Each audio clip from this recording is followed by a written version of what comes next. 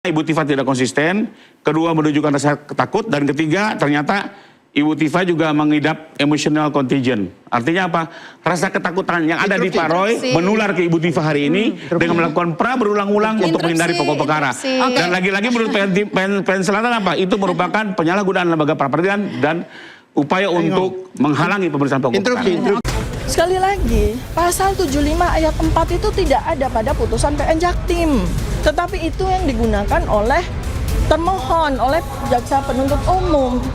Itu namanya, sekali lagi, itu ignoratio legis, pembelotan hukum.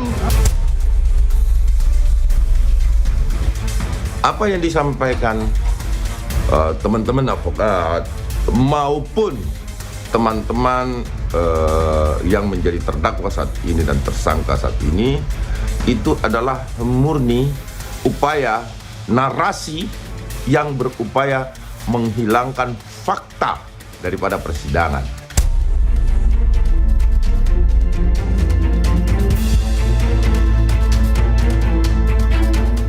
Untuk nanti kalau dipaksakan ya, artinya diterima, berat dia untuk tidak mengikuti persidangan itu. Berat untuk menolak untuk tidak hadir di persidangan itu. Karena itu sudah melakukan kesalahan. Majelis hakim kalau sampai dia menerima perbaikan ini. Jadi, sudah ada pengecualian kok antara pasal 75 ayat 4 dengan pasal 206 ayat 4. Jangan dipaksakan.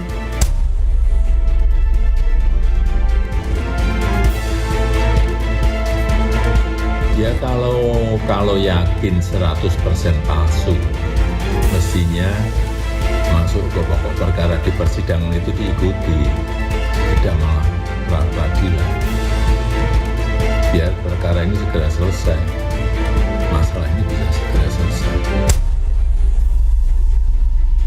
Kan ada orang di sana yang bilang, kalau berani ya langsung pokok perkara. Orang itu tidak ngerti hukum. Saya pastikan orang yang bicara di Solo itu tidak ngerti hukum. Biar baca dulu, biar kita undang-undang hukum acara pidana.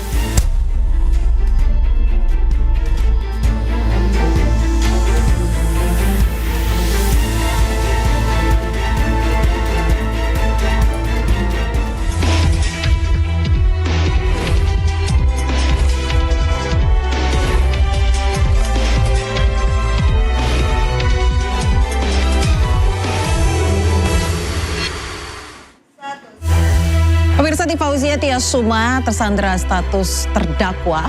Putusan sela batal demi hukum dinilai sudah selesai. Sementara jaksa menilai putusan sela untuk memperbaiki dakwaan.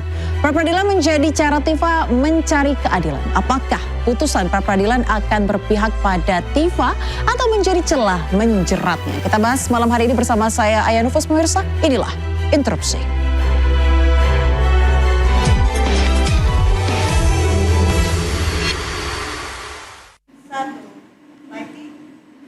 Ya, pemirsa, malam hari ini sudah hadir di studio Interupsi Rifai Kusuma Negara, pengacara Joko Widodo. Bang, terima kasih sudah hadir lagi di studio. Terima kasih. Bang David Payung, Ketum OL Cipayung Nusantara. Malam semuanya. Apa kabar, Bang? Baik. Semangat ya? Selalu semangat. Semangat selalu ya. Masih ada ini ya, semangat kemerdekaan ya? Oh ya, masih terasa merah putihnya tuh. Dan di sebelah kiri saya ada pengacara Fauzia Tiasuma, dua-duanya. Yang pertama ada Mbak Karina Bunga Mashta. Terima kasih, Mbak. Pertama kali ada di studio Interupsi. Dan juga Bang Abdullah Al-Katiri. Ya. Terima kasih. Saya ke Bang Katiri, tapi sebelumnya saya mau ingatin kembali bahwa di studio Interupsi ini Anda boleh adu gagasan, boleh berargumen, tapi pastikan Anda katakan interupsi.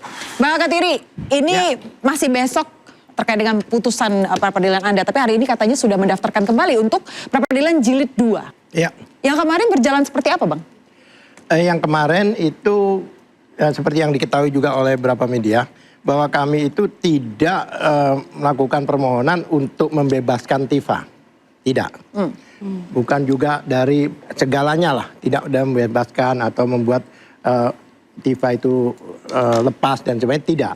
Tapi murni pra-peradilan yang kita lakukan ini adalah untuk mengoreksi persidangan yang dengan putusan sela, yang mana sudah batal demi hukum, tapi JPU tetap saja melakukan perubahan. Padahal batal demi hukum itu kan dianggap tidak ada sudah. Tidak ada sama sekali. Bukan perubahan ya, perbaikan.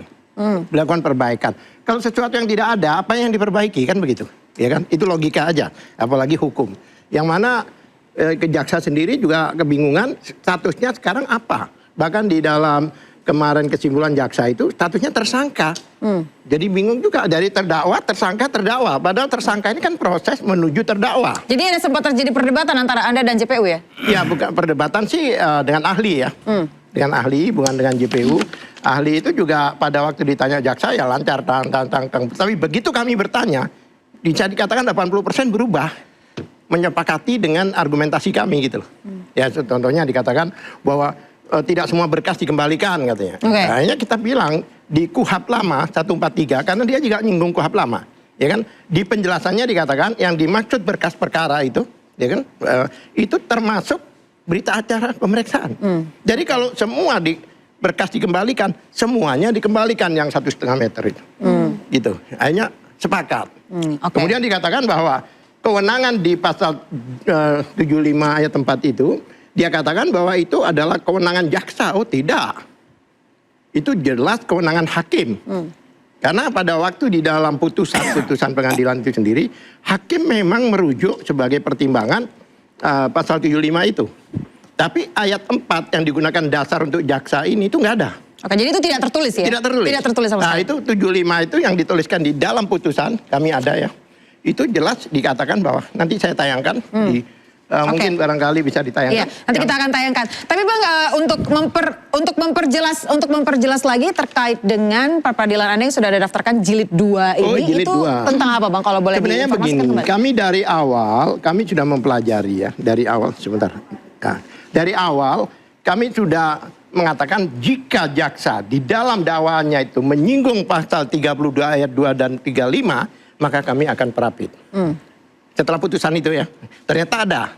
Kami bingung juga, wah ini arahnya kok ke sini. Tapi begitu ada kesempatan kami perapit, ya inilah kita jilid 2 itu untuk menguji pasal 32 ayat 1 dan 35 itu, Undang-Undang IT. Tapi Anda tahu nggak, hari ini baru saja Mahkamah Agung menerbitkan SEMA, surat edaran nomor 3 tahun 2020. Ya, kita akan coba tampilkan ini tentang pelimpahan dan juga penyelenggaraan pemeriksaan pokok perkara dalam hal terdapat permohonan pra-peradilan ada di layar belakang.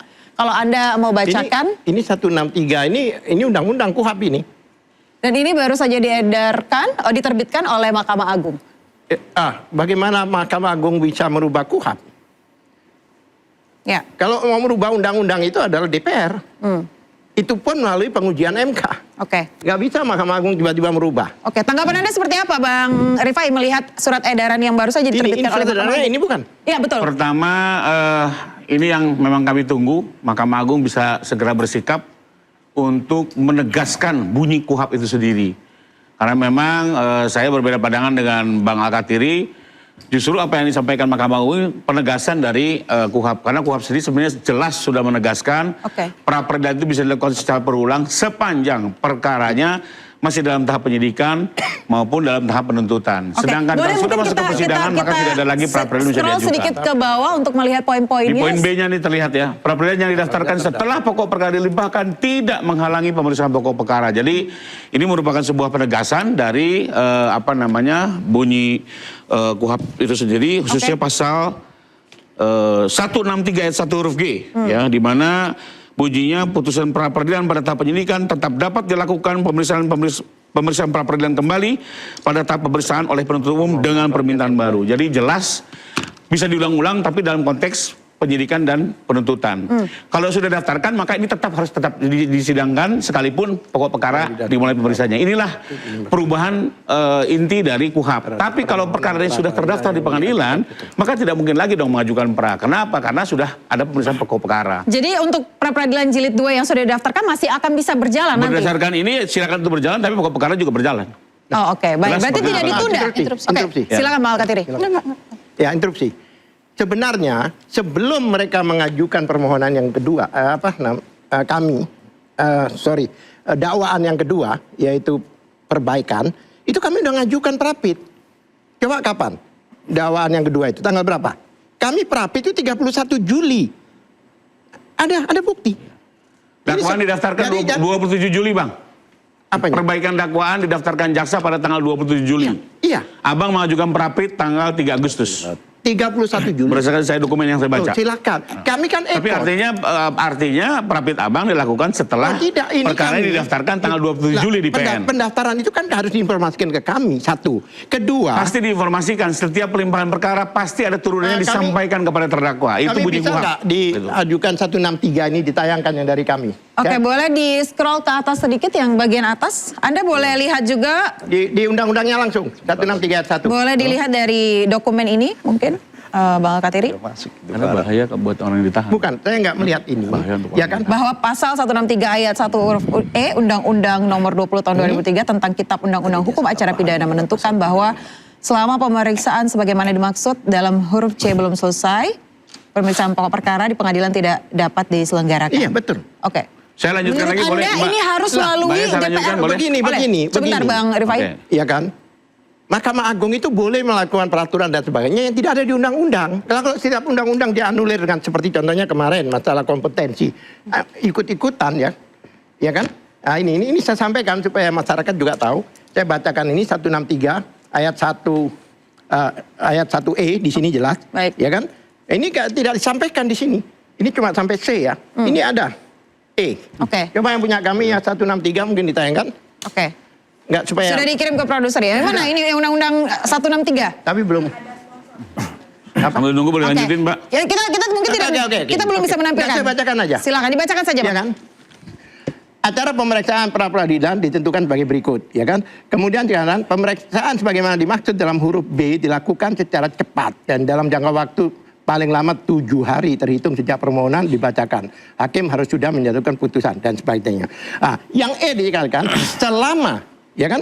Pemeriksaan sebagaimana dimaksud dalam huruf C belum selesai, ya, pemeriksaan pokok perkara di pengadilan tidak dapat diselenggarakan. Ini undang-undang. Tidak bisa dianulir begitu saja oleh Mahkamah Agung. Jadi menurut Anda, Bang Rifai, apakah yang baru saja diterbitkan ini akan relevan dengan yang dikatakan oleh Kalau Bang? bicara undang-undang, justru semua pra-peradilan yang didaftarkan setelah didaftarkannya pokok perkara itu sudah boleh diperiksa. Ini bicara 163 ayat 1 huruf G. Boleh Anda bacakan Kalau mungkin begini- dari sisi Anda? begini. Saya ulang jadi ya. Ini bicara kuhap ya. Putusan pra-peradilan pada tahap penyidikan tetap dapat dilakukan pemeriksaan pra-peradilan kembali pada tahap pemeriksaan oleh penuntut umum dengan permintaan baru. Artinya tidak terbuka untuk pada saat perkara sudah masuk ke persidangan. Tapi ada dua hal yang saya mau tambahkan. Pertama adalah terlepas dari saya ini, sebenarnya PN Timur sendiri sudah memberikan satu kebijakan khusus di perkaranya Bu Diva. Apa itu? Sekalipun peranya berjalan, tapi pokok perkara pun tetap berjalan. Kita Jadi- tahu kan kemarin sidang tetap dibuka. Artinya dia tidak akan dibatasi oleh adanya pra-peradilan yang diajukan. Apalagi Jadi kata tunda itu sebenarnya bukan memberhentikan persidangan pokok perkara?